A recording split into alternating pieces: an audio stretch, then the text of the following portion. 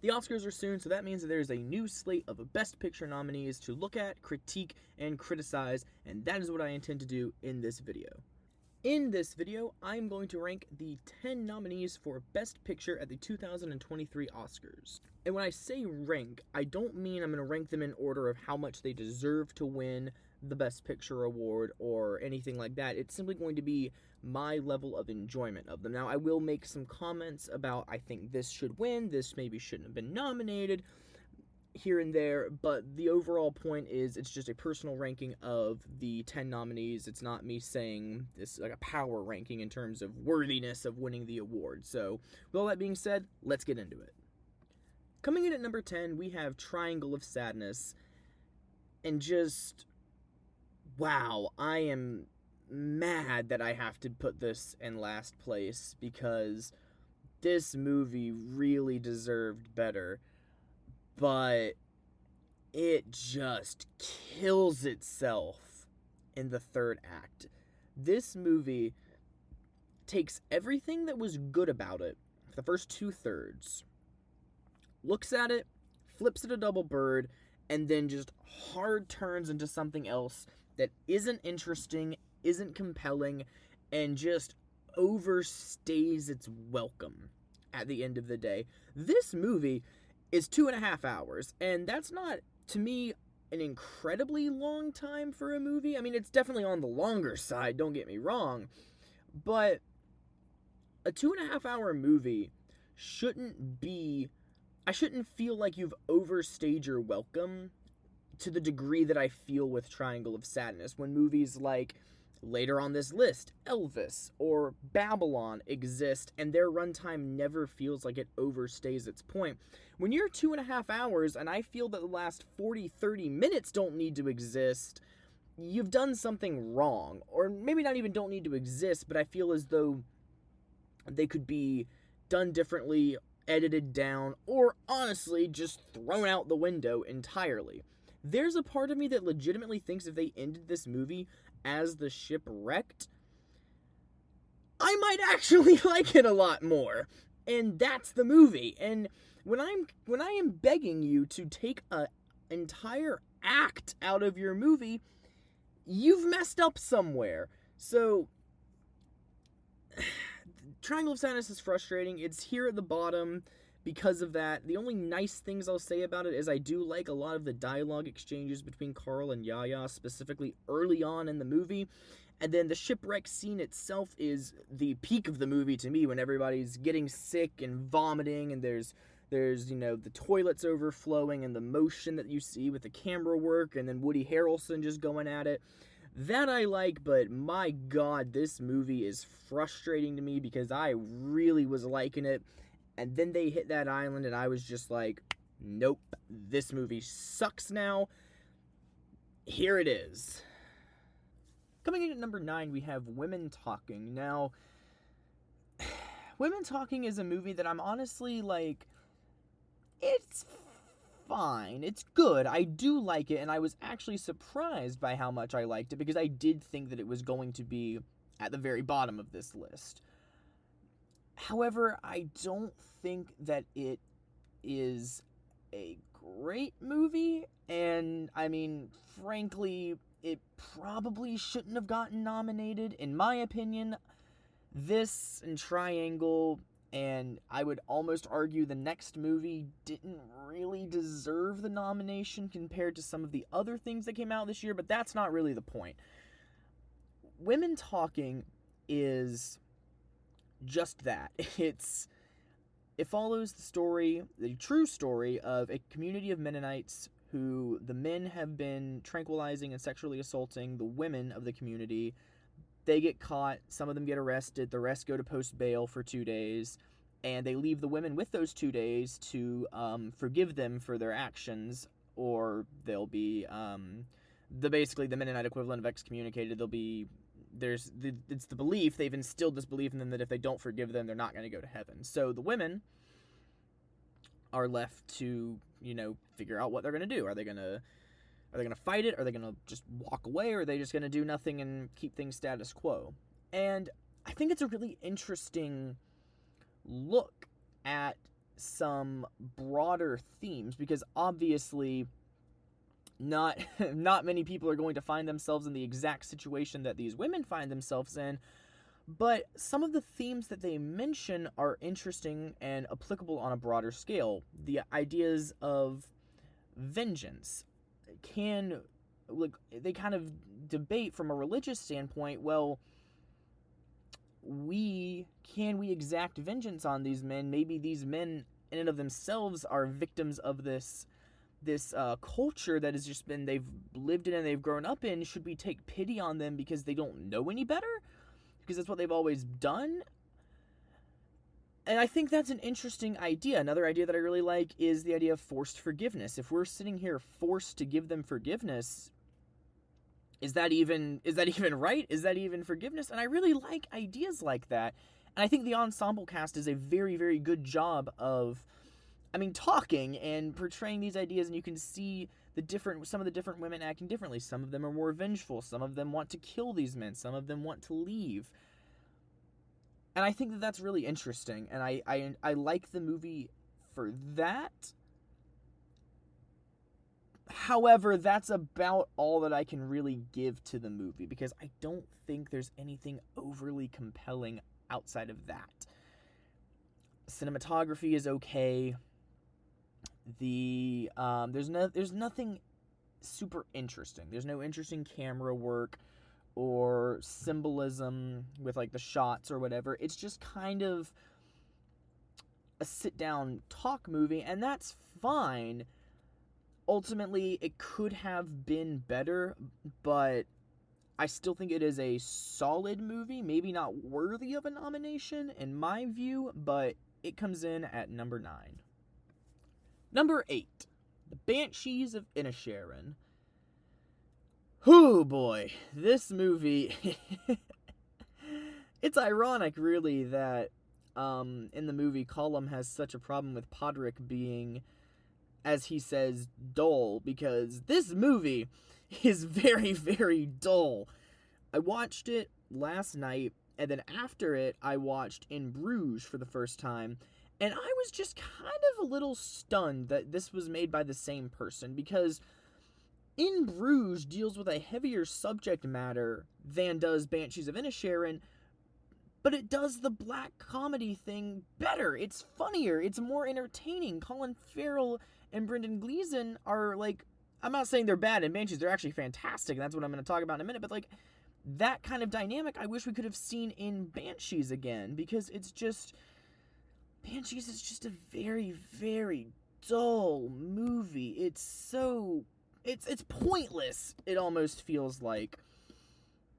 That it's just two guys bickering about friendship. Like, I don't think it's a bad movie, and some of the things that I do really like about it, I love the acting. All the four people who got nominated for Oscars within the movie just do a fantastic job, and they make me enjoy the movie, but other than that, there's not much that I really love about this movie. There's some cool shots. I like some of the music in it. Other than that, though, it's a movie that I think I like the idea of more than I actually like the product. When I think about it, I'm like, oh yeah, Banshees isn't all that bad, and then I think a little more about it, and I'm kind of like, it's just boring. I don't want to, like, sit down and watch it a whole lot. It's not compelling as much as I would want it to be. But because of how incredible the acting is, and I do in a vacuum enjoy the story, but it doesn't really feel like it ends up going anywhere. And by the time you get to the end, it's kind of just like, whatever. These guys they kind of just keep going, but one of them has less fingers now and they hate each other. But I digress. Fine enough, but I don't think it really warrants a nomination. Avatar: The Way of Water is our 7th entry on this list, and honestly, I kind of don't like that it's this low for me, but it's easy to explain why it is, and that's just, I really only went into this movie for the visual effects. Now, that is a great thing to go into this movie for, and they are breathtaking. This is the most beautiful movie that I have ever seen, and I honestly don't think it'll even be matched until the next one comes out. The visual effects, the underwater scenes, the creatures, just everything in this movie really captivates you and makes you feel like you are in Pandora. And especially if you see it in 3D or IMAX or RPX or anything like that. I saw it in 3D, and it just, wow. Other than that, I don't really care much about the Avatar world. I don't care all that much about the story. It's a well-told story, and I think it does improve on the shortcomings of the first one in terms of the story, but I think the second act just drags on, and it's one of those things where I'm like, you could have cut this down. You didn't really need to make this 3 hours, and especially this middle part just feeling as bloated as it does. It drags, but when you get to the third act, finally, that is some of just the finest cinema ever, with the visual effects and like the action scenes and all that. But ultimately, I do really like Avatar: The Way of Water. It can't really find itself any higher on this list, though, because it's sort of just a spectacle to me as opposed to a great movie. Like, I'm not going to sit down and rewatch this a bunch, but absolutely beautiful visual effects. Avatar comes in at number 7. Number 6, All Quiet on the Western Front. Now, All Quiet on the Western Front, to me, is a movie that has stuck with me, but ultimately, I don't think it's super unique, but what it does, I think it does the best relative to the other things in it, and that is the idea that war is hell. This movie is nothing but war is hell, it's terrible, and that's not a new sentiment or a new aspect of cinema or something that's been portrayed in cinema or literature or whatnot, but I think this movie, to me, does it the best. And I say that because of the contrasting scenes between, Paul being in war and seeing these horrific things, and then cutting over to the generals who are trying to find this peace agreement, and they're talking about, oh, we're losing so many men, the disasters of war, it's terrible, it's horrible, but they're in these posh settings, these trains, these luxury trains, these big complexes with just, nature and all this stuff. And to me, that is really, it's jarring, obviously. The contrast of it is something that I really like within the movie. The juxtaposition works very well, and obviously, like, the war scenes themselves outside of the war is hell, they are very well done war scenes in terms of, like, the violence and the action and all that. I do like this movie, and I've seen it in English and in German. I've seen it both ways. I can't say that it's any better, really, than any of the ones above it, just because it's an idea that's been done a lot, and the movie itself has been made before. But I do still really like this movie, and I would encourage you to go watch it, as I would with all of these. I encourage everyone to watch all of these movies, because I think they all have some degree of value, but really, really good at what it does, but what it does has just been done a lot before. Speaking of things that are really, really good at what they do, kicking off the top 5, we have Top Gun Maverick. And Top Gun Maverick is probably the most surprising movie of last year to me, because when I went to watch it, or when I heard about it coming out, I was just kind of thinking, like, yeah, that's just going to be a fine action movie. It's going to have some, it's going to be probably pretty decent. I like Tom Cruise, Miles Teller's cool. And what I was greeted with was what I've referred to as just, this is how you make a good movie. And that's really all I can say about Top Gun on a broad scale. It's just a well-made movie. The performances in it are great. I love Tom Cruise and Miles Teller's dynamic.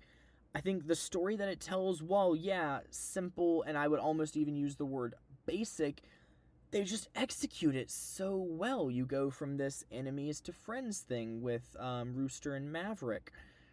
And, by the end of it, they're working together to, save themselves. And, I mean, any of the scenes where they're in a plane, I mean, we can all agree that that is just some of the, so good, so well done. I mean, yeah, I there's not much that I can really say about this movie because it does everything so well. So you're probably thinking, okay, well, why is it at 5 and not 1? Well, it's just, I think it just does everything really well, but it's nothing that I'm like, the top 4 movies, I all think that they do everything really well, but they also stick out to me, and they do something special, and they're more memorable in that regard. However, Top Gun Maverick is an absolutely incredible movie, and I would say this is the point of the list where between this through number 2, you can kind of start interchanging them in any order, really, because they're all so high quality. And if any of them were to win, I think I would be perfectly fine with that. So, kicking off the top 5, like I said, Top Gun Maverick. Let's get on to number 4. Coming in at number 4, we have Tar. And just, wow. I'm recording this about an hour after going to the theater and seeing this a second time. And this movie is just a masterpiece. I'm having to re-record a bunch of audio just to account for how far this jumped up my list.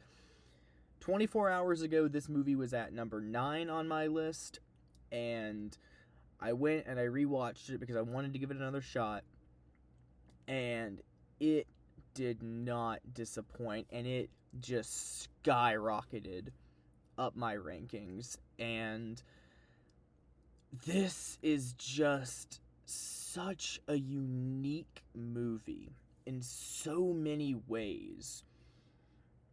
The way it handles its story is so subtle and so meticulous with how it goes about telling it, to the point where sometimes key plot points can kind of just be missed or overlooked. And while I can understand that being a valid criticism of the movie, to me, I think it's such a unique way of going about something like that, because if you think about it from the perspective of Lydia Tarr, some of these big events to her were just kind of these minor inconveniences that, like, it's in this, when the scene where she's handed the phone where her assistant's telling her that Krista just killed herself, she very much is just like, all right, delete the emails, whatever, we don't need to worry about this, let's move on. And then later on, that obviously comes back to bite her, because you can't just do that. There's consequences, and while we're speaking about Lydia Tarr, I mean, what a character. Cate Blanchett just murders this role.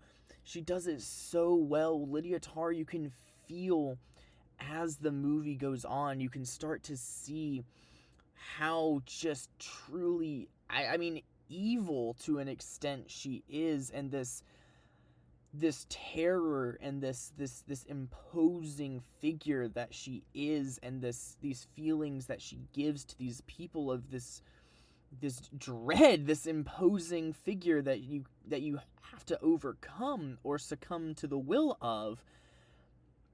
And you can slowly see across the movie her descent down into this paranoia, this anxiety, until eventually she loses everything because she's a horrible person, and that eventually catches up with her. And that is another thing that I just love about this movie, how it takes the traditional idea of a biopic and flips it on its head by, instead of we see the success story, the rising up through, what the world has to throw at you, we instead see her fall off of her podium because she's at the top of the world at the beginning of this, and she's about to somehow make it even farther on top of the world by doing Mahler's Fifth. And then you just see all of these little things that she's done. They come back and they get her, and by the end of the movie, she's conducting a Monster Hunter orchestra in the Philippines because she's just disgraced and she's ruined her reputation within the music world.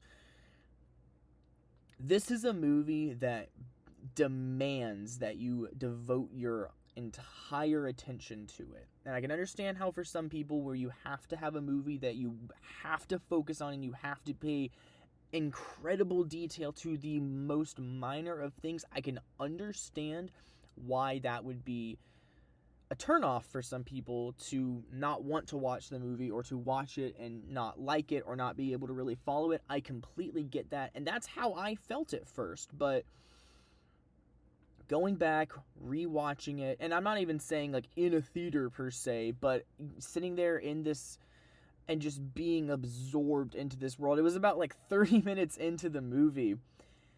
I was just sitting there and I was like, oh my god, this movie is incredible. Like, it just hit me. It's the Danny DeVito, I get it meme, where he's just like, this movie is so incredible.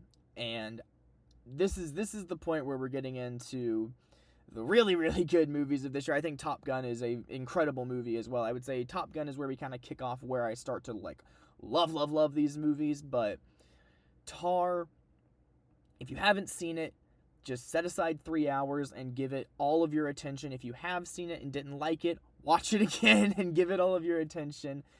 Tar comes in at number 4, and my goodness, this movie is just chef's kiss. To kick off our top 3, we have The Fabelmans. Now, The Fabelmans, actually, at the time that I started writing this script, was number 2, but I went and I rewatched the second movie, the current second movie that was initially 3rd, and it actually leapfrogged Fabelmans. So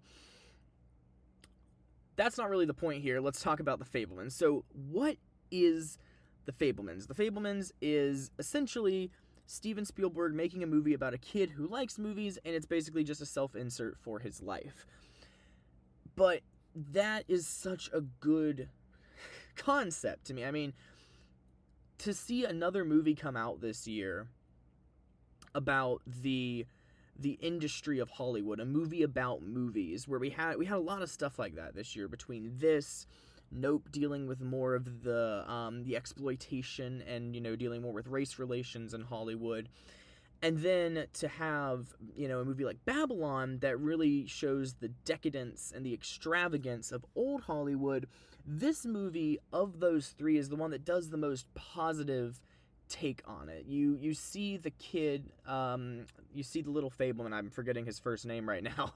You see the little Fabelman, and he is very much, he's a go-getter, he's ambitious, he wants to keep making these movies, and even when he's confronted with the reality that, sometimes, you might lose your passion. Something might happen that might change it. Partway through the movie, they go on a camping trip, and he discovers his mom's affair when he's editing the footage from that, and you see him kind of grapple with losing passion because this thing that he loved doing has now kind of ruined his familial life. So I think that's an interesting thing that I don't really, and again, I don't read a whole lot of reviews, but I haven't really seen any other reviews kind of talk about that, or at least, again, the ones that I've seen. I'm not saying that I'm the first person to ever say that about The Fabelmans, but, and it's something that I haven't really thought too much about, but where you see this almost this destruction of part of his life in the pursuit of this, dream that he has, and it makes you kind of question, it makes you and him question, do I even want to do this anymore? Look at what it's done to me so far. So that's something that I really, really like about the movie. I mean, again, this is just a very well done movie. I think, the Fabelman family, all of the acting is very good. I love Paul Dano in it. He is incredible in his role. And At first, I will say, in the theater, when they moved to Saratoga and the shift kind of shifted into that more of like this campy high school thing, that really did catch me off guard at first, because it did drastically feel like a tonal shift to me. But I ended up really, really enjoying it as it went on. I think they executed it very well. It was, I will use the word jarring here because it wasn't the turn that I was expecting the movie to take, but it was jarring, but they really, really capitalized on what they had with it. And honestly, this is just a great movie. I think this proves, and I don't even think there's anything to prove with Steven Spielberg at this point, but this proves that he's still got it between this and last year's West Side Story, or maybe it was last year. Last year's West Side Story and this, Steven Spielberg is still firing on all cylinders. This is an incredible movie, and I love it, and it starts out the top 3. Number 2 is Everything Everywhere All at Once. Now, I will admit, I have had a litany of opinions about this movie since the time that I first saw it, but I will lead off with this by saying that I have always thought that this is an exceptional piece of filmmaking and a very, very, very, very good movie. Obviously, because I've put it at 2 of the Best Picture nominees, and it now finds itself within my top 10 of the year, which earlier I had said there were only 2. Since I recorded that, I rewatched this, and it jumped up in my rankings, so I don't know if I corrected that earlier in the video. I'm going to go back and watch the footage, but I'm going to just keep this part here. 3 of these were in my personal top 10 of the year, and Everything Everywhere All at Once is one of those 3. My issue with it, and I'm going to get the issue out of the way first, and then we're going to gush about the movie, because I think most people absolutely adore it. I think it's ever so slightly overrated with how highly some people in some circles of film Twitter or film media talk so highly about it. I still will die on the hill of it being ever so slightly overrated. And what I mean by that is, this is a movie that I gave a 10 out of 10 to. I think it is a great movie. To act like there is no fault in the movie, to me, is silly. And you're probably saying, all right, well, what's your problem with it? I think it drags a bit at the end. It feels a little oblong once you get to those last 15-ish minutes. And it's not as big of a problem with a movie like Triangle of Sadness, where the third act kind of loses steam, like, pretty quickly in, and then by the last 30 minutes, you're just like, will you end already? It's nowhere near as bad as that. But even on a second viewing, when I kind of knew more of what to expect about it, I was kind of like, all right, let's wrap this up. Like, we get it, everybody's happy, everything's fixed. But what is so good about this movie? Everything. I mean, literally everything about this movie is so good, from the editing, the crazy seeing Evelyn shooting through the multiverse, and like the ones where she's being pulled back and you see all of those different multiverses of her. That's so well done. The visuals are insane. I mean, the acting, the performances, I was going to say the action sequences, we'll get to those.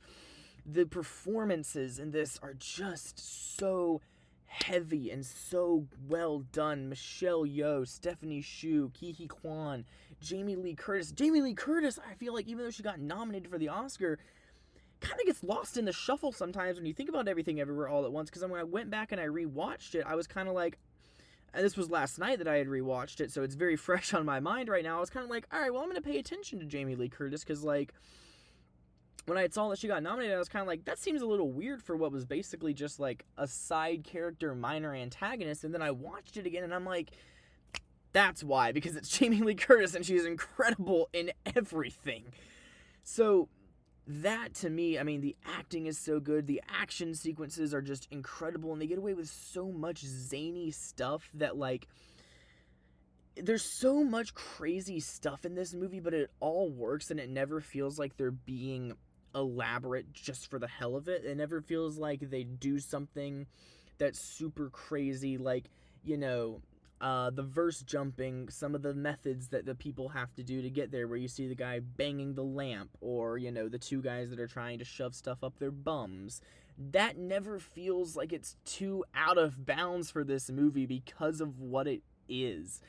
And I just think something like this type of a movie, I will say, and I will counter my earlier point where I say people act like it's one of the greatest things ever made. While I don't necessarily agree with that, I don't feel like any movie, at least for a very long time, is going to be able to kind of recapture what this movie has done, because it is so zany, so out of bounds, and so incredibly just wacky. But it's all done in the best possible way, and it never feels like, oh my god, what am I watching? So Everything Everywhere All at Once is an incredible movie that I honestly, as much as I say I think it's a little overrated, I had underrated it, because I'd only seen it twice, and the second time being last night. But this is just an incredible movie, and I know I just said that I would like Top Gun to win, but this is the movie that I do think, in terms of deservedness, I think this is the one that does deserve to win Best Picture, and I do hope that it wins. Not only that, but I hope it wins a lot of the other awards, because movies like this need to exist more. We need to have more crazy, wild movies like this, instead of studios always playing it safe, or, going back to like a brand or like an IP that's already existing. Movies like this need to exist more, so I hope for that sake it wins not only Best Picture but several other Oscars. But even if it somehow doesn't win any Oscar, which is very unlikely, I think anyone who's watched it will be able to look at it and accept, like, yeah, this is one of the greatest movies ever made. In some circles, they will say that, and the impact that it has on movies and on cinema going forth, I think you can absolutely, no chance, deny it is one of the most impactful movies, I would say, ever. So Everything Everywhere All at Once comes in at second. What an absolute movie. And coming in at number one, we have Elvis. Now, look, this is a movie that I said that I wouldn't go to bat for anything super hard, and this isn't even the movie this year that I will go to bat the hardest for, but I think this movie is absolutely incredible, and it just hits everything so right for me and for what I personally like, that there was no way that it wasn't going to come in at number one on this list. It was my most anticipated movie of last year, because Moulin Rouge is one of my favorite movies of all time ever. And when I saw that Baz Luhrmann was going to be doing a biopic about Elvis, which, as I said earlier when we talked about Tar, I love biopics. When I saw that, knowing what the persona of Elvis was, and, being able to see him, with clips from him when he was alive and doing all that, and just knowing what Luhrmann was gonna do, I was just beyond excited for this movie. And every time that trailer came on, and it would have the intro of Suspicious Minds, the intro in the movie, not the actual intro of the song, but anytime that would come on, I was just like, this movie is going to be one of the best ones I've ever watched. And it didn't disappoint me. Now, I think, obviously, the elephant in the room here to talk about with this movie is Austin Butler, because, my God, Austin Butler is so good in this movie. A common sentiment that I've heard when discussing his performance is Elvis impersonators in and of themselves are like a big thing, in Vegas and whatnot, but Butler never feels like an impersonation of Elvis. He just feels like Elvis. And that's one of the things that I said when I walked out of the theater the first time. I was like, that was Elvis. Like, again, I'm nowhere near old enough to have been around when Elvis was alive, but since seeing the movie, I've gone and I've watched, Elvis performing in interviews and whatnot, and I'm just like, that's him. Austin Butler just, it's like he just resurrected Elvis Presley, and that was the movie. That was him in the movie, and Austin Butler is so good in this. I want him to win Best Actor, although on principle I would prefer Brendan Fraser for reasons that I don't know what I can say on YouTube without having to worry about any consequences in terms of what they would restrict or whatnot. So I think on principle I would like Brendan Fraser to win, but like my favorite performance of last year, easily Austin Butler as Elvis. There are a couple that I could throw up there in contention, maybe Brad Pitt from Babylon, but Austin Butler just delivers this incredible performance where you really feel like he's Elvis. And moving on from that to more of the broader parts of the movie, just